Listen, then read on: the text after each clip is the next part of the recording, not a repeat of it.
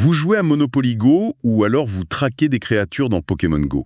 Eh bien, figurez-vous que, sans même y penser, ces moments de jeu pourraient faire partie d'une vaste opération d'influence menée par l'Arabie Saoudite. Aujourd'hui, on va creuser un peu ça, ces investissements massifs et très rapides de Riyad dans le monde du jeu vidéo. On s'appuie sur une analyse assez récente qui décortique cette stratégie. Notre mission, si on peut dire, essayer de comprendre pourquoi tous ces milliards sont mis sur la table. Est-ce que c'est juste de la diversification économique, la fameuse vision 2030, ou est-ce que c'est plus large, une opération de soft power, ce qu'on appelle le game washing? Bon, allons-y. Alors l'échelle, c'est assez vertigineux, il faut le dire. Le PIF, le fonds d'investissement public saoudien, qui est leur énorme fonds souverain, leur bras financier mondial en gros, et puis sa filiale, Savvy Games Group, SGG. Ils ont vraiment sorti le carnet de chèques, on parle carrément du rachat d'Electronic Arts, EA, pour 55 milliards de dollars. 55 milliards, oui, c'est ça. C'est énorme. Et ça s'arrête pas là, ils ont aussi mis la main sur Scopely, l'éditeur de Monopoly Go, pour 4,9 milliards. Mhm. Et ça, du coup, ça leur donne un accès indirect à Niantic, le créateur de Pokémon Go, via Scopely. Tout à fait. Ils ont aussi consolidé leur position dans l'e-sport. Ils ont fusionné ESL et Faceit pour 1,5 milliard. Et il ne faut pas oublier leur participation chez Nintendo. Ils sont devenus le premier investisseur externe avec près de 8,5%. Ah oui, c'est significatif chez Nintendo. Clairement. Et derrière tout ça, il y a le prince héritier Mohamed Ben Salman, MBS, qui se dit lui-même gamer d'ailleurs. C'est lui qui pilote, avec une enveloppe de départ pour SJG de 38 milliards de dollars. Bah oui. Ce qui est assez fascinant ici, c'est qu'on peut lire ça à deux niveaux. D'un côté, il y a la communication officielle qui renvoie à la vision 2030. L'idée affichée, c'est préparer l'après-pétrole, diversifier l'économie saoudienne, et il cible des secteurs porteurs comme le jeu vidéo qui est ultra populaire là-bas, surtout chez les jeunes. Il faut rappeler que 70% de la population a moins de 35 ans. Donc ça, c'est la façade économique. De la vitrine, oui. Exactement. Mais derrière ça, beaucoup d'analystes y voient une stratégie de game washing. C'est un peu le même principe que le sports washing dont on a beaucoup parlé avec le foot, le golf. Oui, oui. L'idée, c'est d'utiliser un loisir populaire, universel, comme le jeu vidéo, pour améliorer, pour lisser l'image internationale du royaume. Une image qui est quand même très écornée par les critiques sur les droits humains. On pense à la répression des opposants, à l'affaire Khashoggi, bien sûr, la situation des femmes, des minorités. Et d'ailleurs, MBS assume assez bien cette ambiguïté, avec un certain cynisme même. Quand on l'a interrogé sur le sport washing, il a répondu, je cite de mémoire, mais en gros, si le sport washing augmente mon PIB de 1%, alors oui, je continuerai à faire du sport washing.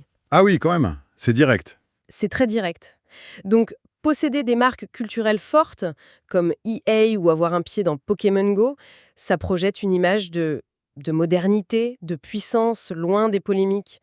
C'est du soft power pur jus. Et c'est là que ça devient particulièrement intéressant et peut-être un peu inquiétant pour le secteur du jeu lui-même.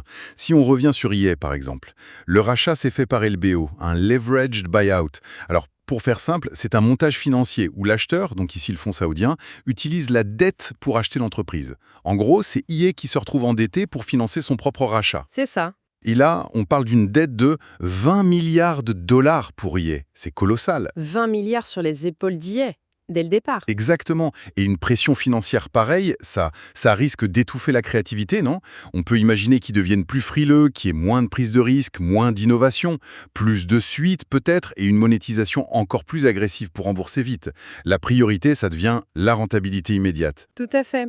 Le risque, c'est que la logique financière prenne le pas sur la logique créative, au détriment des jeux et des joueurs au final. Et cette pression sur la création, ce n'est qu'un aspect des inquiétudes. L'autre point très sensible, c'est la question des données personnelles, notamment avec l'implication dans Niantic via le rachat de Scopely. Pokémon Go, ça collecte énormément de données de géolocalisation très précises sur des millions de joueurs partout dans le monde. Ah oui, c'est vrai ça. Et savoir que ces données pourraient être potentiellement accessibles à un État qui est quand même connu pour ses pratiques de surveillance numérique assez poussées, ça pose d'énormes questions. Des questions de vie privée, de sécurité. Le risque d'une utilisation détournée de ces informations, c'est une préoccupation majeure qui va bien au-delà du jeu.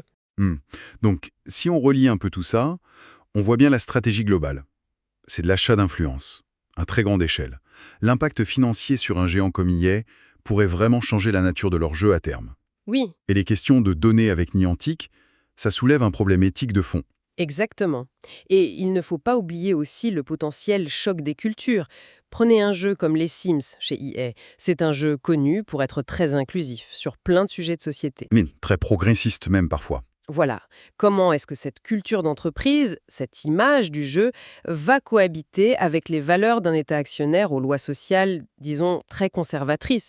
C'est un grand écart idéologique qui pourrait créer des tensions en interne ou forcer des compromis difficiles. D'accord. Donc, on n'est pas juste sur une série d'investissements financiers. C'est presque l'acquisition d'un écosystème culturel entier. C'est une manœuvre géopolitique assez audacieuse, en fait. Alors pour résumer un peu, qu'est-ce qu'on retient de tout ça? D'un côté, on a cette justification économique, la vision 2030 qui est présentée comme une nécessité pour l'avenir du pays. Sortir du tout pétrole, c'est logique. Et de l'autre, une interprétation beaucoup plus politique, disons. Une stratégie d'influence mondiale, le gamewashing pour redorer le blason de l'Arabie Saoudite sur la scène internationale. C'est exactement ça, cette tension entre les deux. Et la vraie question, finalement, celle qui reste ouverte pour l'avenir, c'est de savoir si cette stratégie va réellement fonctionner. Est-ce que le gamewashing, à coups de milliards, va réussir à modifier durablement la perception de l'Arabie saoudite? Ou est-ce que, au contraire, c'est l'industrie du jeu vidéo elle-même, avec ses communautés, ses créateurs, qui sont souvent attachés à des valeurs d'ouverture, d'éthique, est-ce que cette industrie va résister? Ou est-ce qu'elle finira par être transformée, peut-être même un peu abîmée, par ces investissements massifs venus d'un État aux pratiques controversées? C'est tout l'enjeu de cet équilibre qui est de plus en plus précaire entre les intérêts économiques et les principes éthiques dans ce secteur culturel qui est devenu majeur.